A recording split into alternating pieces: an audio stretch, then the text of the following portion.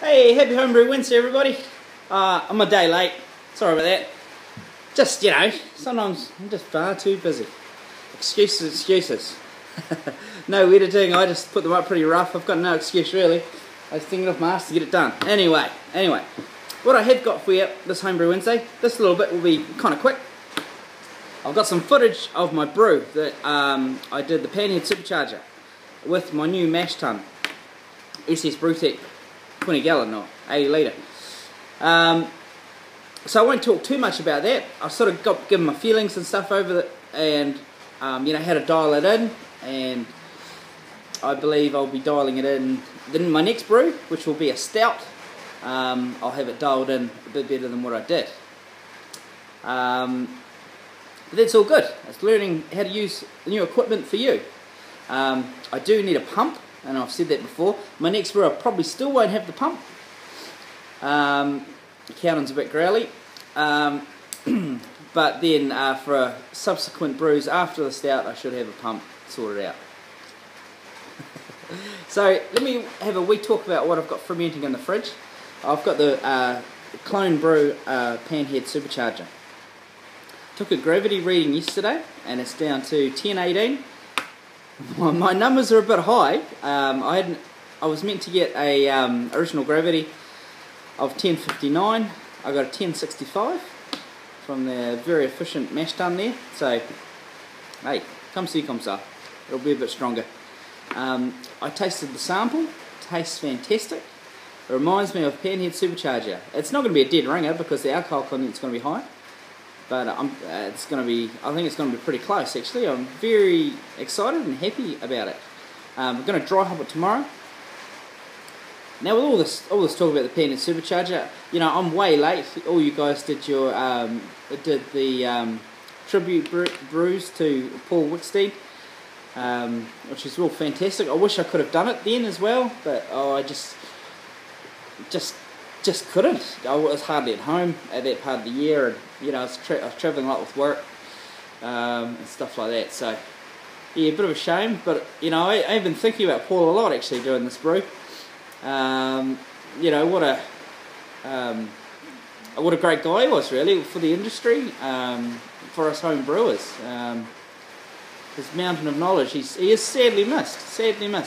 Always on Facebook he pops up.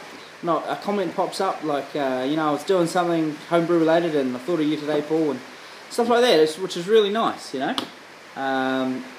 was the first home brewer to send me a homebrew beer mail. What a guy to get your first beer mail from, eh? So, yeah. So, hey, that's that. So, when I'll be drinking the Supercharger, Paul, I'll be thinking of you. Alrighty, because I probably wouldn't have done that brew, or all I know, there would have been a whole lot of people not do this brew if it wasn't for you, Paul. Yeah, there we go. That's about me, guys. That's about all I've got for you. As I say, I'm going to tack on to this my brew day stuff with the mash tun. So we'll tack that on. So it's a bit long. It's about 15 minutes. So in total, this is about 18 minutes. So, alright guys, I'll leave you with that. Have a happy homebrew Thursday, and probably won't catch you next week. Catch you the week after. Alright guys, catch you. Bye bye. Hey, how we going, guys? Right, test run of the Ss Brewtech 20 gallon mash tun. I am halfway. Well, I'm just about finished the mash actually. I've got 20 minutes to go. Getting to know your equipment. That's the thing. With it, I struggled. I've hit, I've stabilised at temperature now. I struggled to get to that point where I was stabilising. That's I started off at 73 degrees, dowed in. But then went quite low. It went down to 64 degrees. Added water. Ended up adding another 7 litres of water to get my temperature to stabilise. And I did get it to stabilise at 67.5. It stabilised. I was like half a degree up, but I thought, fuck it, that'll do. I was, it took about 25 minutes to get it to stabilise. Getting used to the equipment, that is the main thing. I did notice there, I think I didn't have the lid seated correctly. And I think the minimum amount of water for doing a 23 litre batch, I think the minimum water strike water you want to start with is probably 20 litres. For that size mash tun, really, I believe. Now, what was I going to say? I was going to say something there really insightful. It's gone. It does work. It works a treat. There's nothing wrong with that at all. It works really well. It's just knowing what temperature to get your water at to dough in for it to. I didn't preheat it properly either. That was my biggest downfall.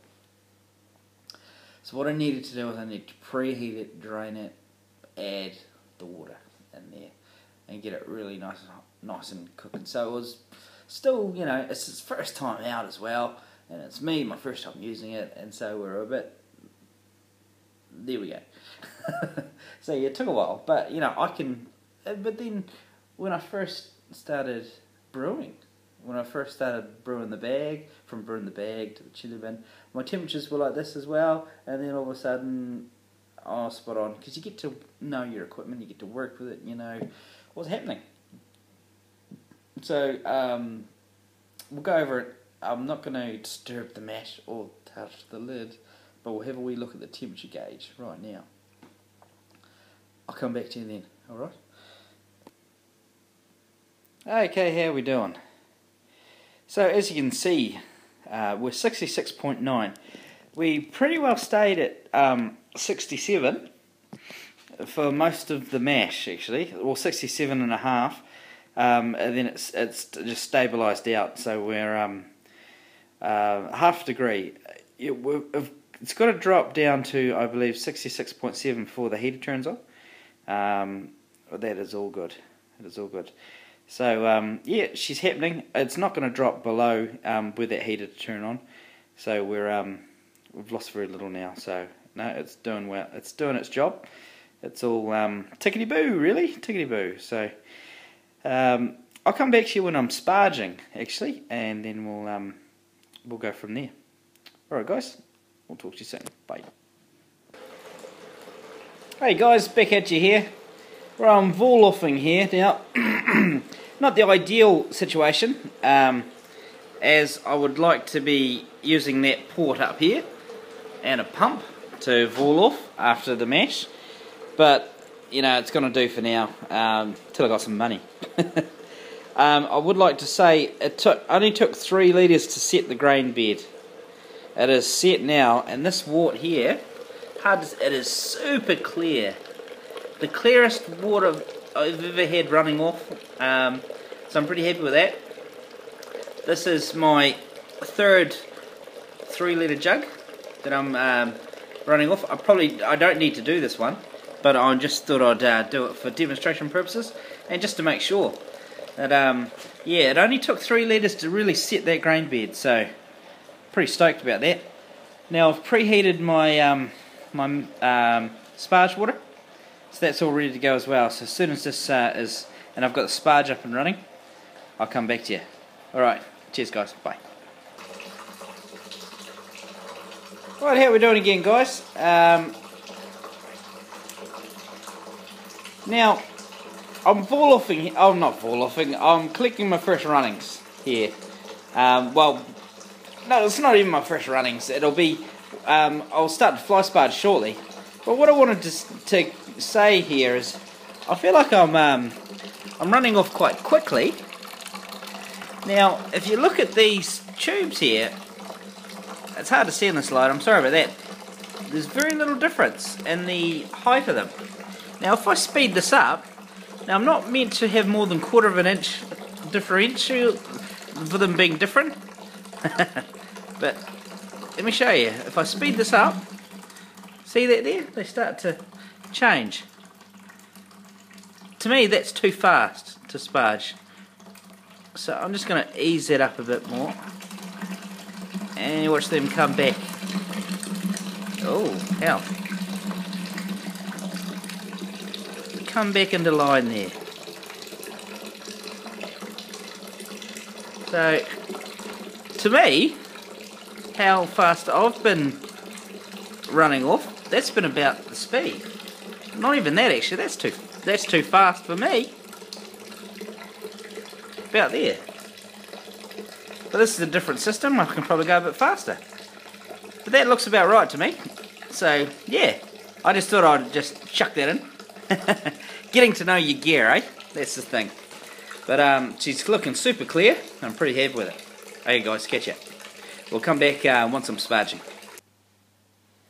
How are we getting on, team?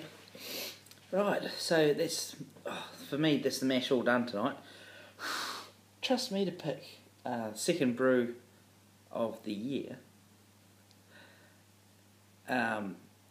New equipment. It's gonna freeze tonight. It's really friggin' cold. But anyway, so I'm back at you. I was meant to show you some fly sparge action, but to be honest, there was a bit of a debacle. We got there in the end. But the height that I had, the HLT / my brew pot, wasn't high enough. So we're getting a bit of fly sparge action, but not enough. It needed to be another 2 feet higher than what it was. So I got my ladder out and I got it that 2 feet higher than what it was. It was a bit of a debacle, so I didn't shoot footage of it. And I didn't want any proof of me of very unsafe practices. You know, health and safety and all that. Can't have that shit recorded, can we? By the way, B-Man IPA, fantastic. All New Zealand hops. Got it at the brewery. It is fantastic. While I was getting this rigger filled, I sampled their new saison, which they are using lime in. Sublime. That is the best saison I've ever had, because you get the sharpness of the pepper. The sharpness of the lime, and that's softened by the heat of the pepper. It is just yum. So if you see it in the bottle stores, grab it. It's really good. I don't think I'm the only one. I think it's only in Invercargill, to be honest. So stiff shit. Anyway, what the fuck am I talking about? I am talking about my experiences with my new piece of kit. So all in all, it's great. It's a great bit of kit. What did I have trouble with? Well, any new piece of equipment, you've got some teething problems, haven't you? My teething problems with tonight were getting the temperature stabilised. I need to have some more patience as well, and I didn't preheat it properly either. That's some problems that are on me. So I should have preheated it. I thought I preheated it, but I really didn't. Secondly, I noticed that the lid, you've really got to concentrate on getting that lid seated right.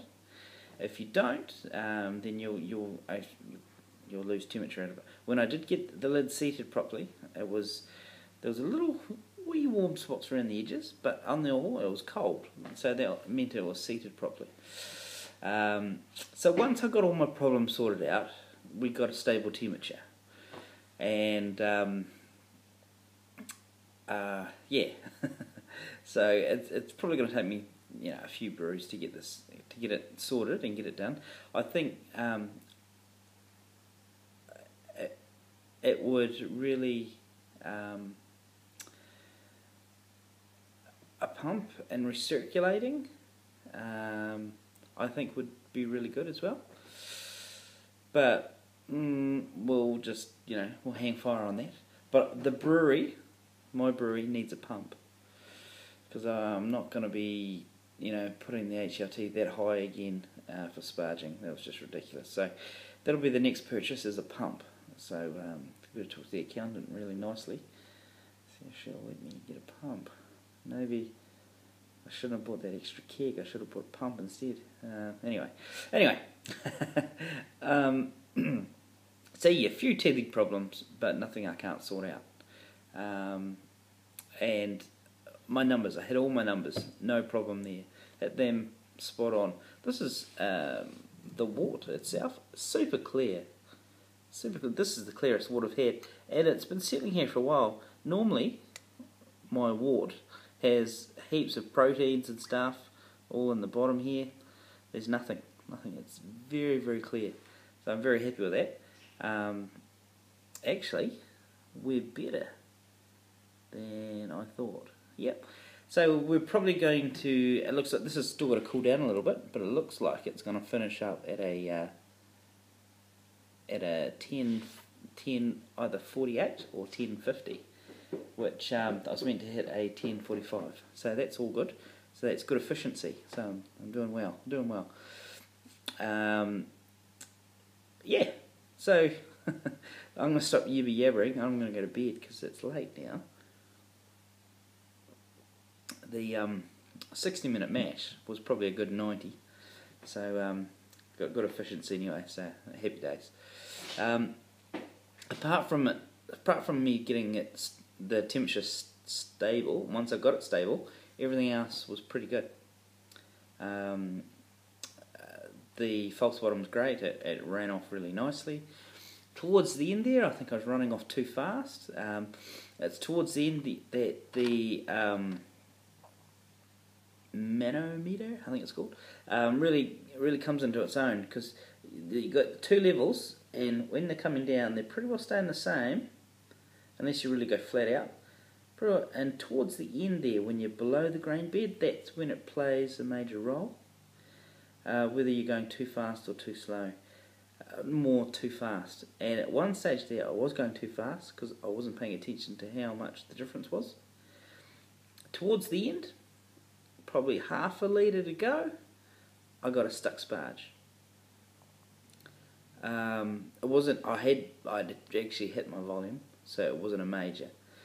But what I did notice is that I put another container underneath it, and then I opened it fully, and it blew it out, and a lot of shit came out, a lot of junk and particulates. So that, to me, I think you've got to slow it down, keep those levels together, because once you blow that grain bed, that's really important to slow it right down, or else you'll get that stuck sparge. Yeah, so that was good. It was good.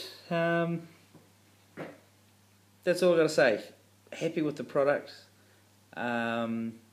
I've just got to brew with it a lot more, and I know with brewing with that, by 3 or 4 brews in, it'll be humming. Alright guys, open and honest review on the first use of the Ss Brewtech 20-gallon mash tun. A great product, but it takes a bit of due diligence, and you've got to work it out. But that's what brewing's about, isn't it? If it came easy, everyone would be doing it. Alright guys, have a good day. Bye-bye.